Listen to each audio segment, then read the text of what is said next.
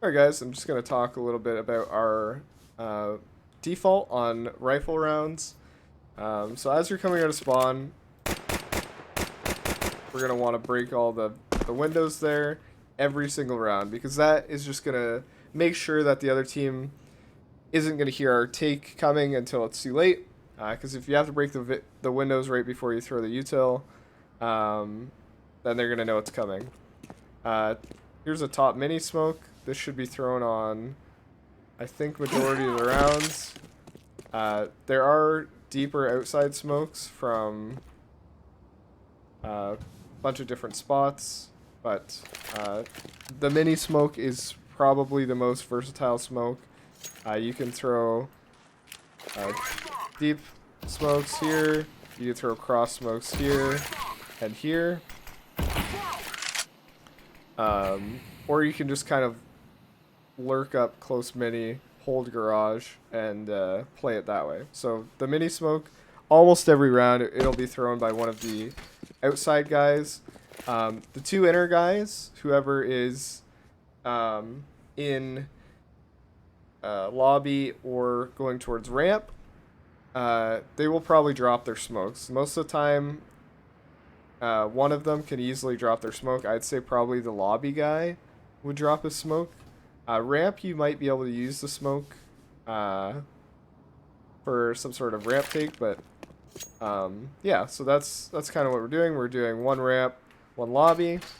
Just a couple ideas for the lobby guy. You can hold it from here. You can hold it from up top here, black top. And this allows you easier access to the ramp because as the inside guy, you're going to want to be able to throw the util for your teammates outside if there is a wrap that wants to be done. So blacktop or in squeaky. The only issue with this is you do have two angles you kind of have to watch. So if you're playing super passive here, your teammate can get pushed from hut. So you have to make sure you're watching both angles, which is kind of hard, but it is what it is. If your teammate is smoked off in lobby or in trophy room here, it's maybe a little bit easier for him to help you, but for the most part, this guy is just going to be watching this angle right here or something along this. You don't really want to give up any more than this, or else they can just kind of push everything. And they will pre-fire you on some angles, so I think the most... You want to kind of play an off angle. Obviously, if they're not doing anything, you're going to want to use util and make some noise so that they'll throw their util. A lot of times teams will play an offer here, so you might have to jiggle, jump across, but you have to be pretty safe while doing that, or else you're just going to get picked every round. So those are the two inside guys taken care of. The goal on our default outside is either to wrap upper or to get secret control. Now, a lot of times we will throw our outside smokes, whether it be the two that are here, or these two, plus the mini, or the two deeper ones. And then we'll cross one, at least one to secret. Now, secret control is super good because most teams will have to rotate around that. Now, they don't actually have to rotate anybody until you've made noise down here because all these, if there's a squeaky door or a window break, they can know you're coming after that.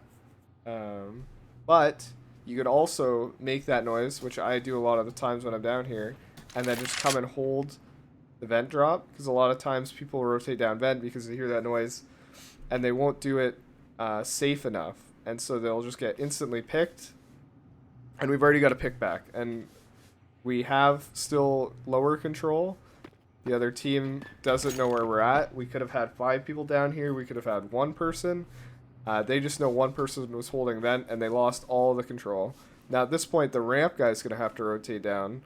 And so whoever was ramp on the default, on our T side here, will be able to lurk late ramp and flank them and kill them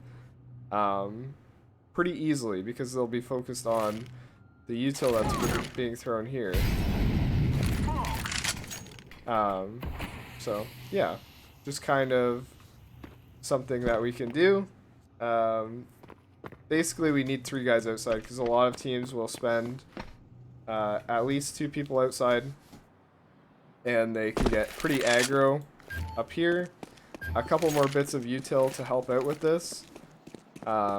This is a perfect volley. You line up with the gate here, the only gate without a post in the center. You come to this sticker down like right middle of the sticker on that line. Jump, left click throw. It lands perfectly on the top. It spreads down this side. I think that time it spread a little late, but it will get this side and this side depending on where you go, which is super important because a lot of times teams will throw a smoke here and they'll just sit a guy here or back red, or they'll lurk around the smoke on this side. So that's a pretty good smolly to get a lot of this. And then they'll aggro push red. And then you can have another guy just throw a regular red volley like that if we're worried about that push. But a lot of the times, standard, this molly right here will do. You can see it spread down that time. I don't know why it didn't do it that time, but yeah. So they could be back here, but they can't over push you or else you'll hear them. And they'll also get mollied there. Obviously, if you have a top mini smoke, this guy could drop down on mini if we have one upper. Unless we're going for the mini split util, which is this, and then a molly credit.